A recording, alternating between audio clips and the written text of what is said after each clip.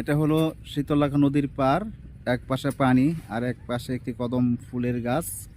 এই কদম গাছে একজন ছেলে উঠেছে, সে কদম ফুল পাড়িতেছে, ওই দেখতে পাচ্ছেন। এই যে কদম ফুল গাছে হয়েছে, এই যে কদম ফুল কিছু নিতেছে। কদম ফুলটি অনেক সুন্দর। নদীর পার গেসা, তারা নদীর পাড়ে বসে আছে, বসে তারা এখানে কদম ফুল নিয়ে খেলা করিতেছে। এই যে কদম ফুল,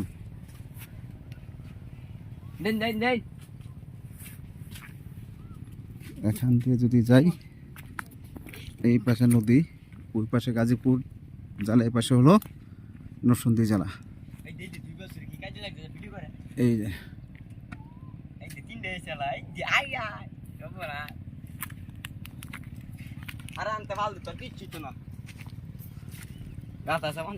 এই যে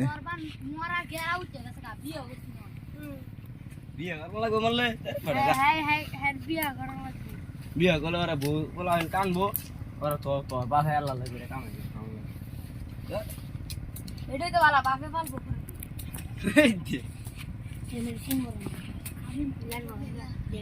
সাজ দে আল্লাহ করে লেডি মন লাই দেখ সাজ দে। এ হলো কদম গাছ, নদীর পার, নদীর তীরবর্তী।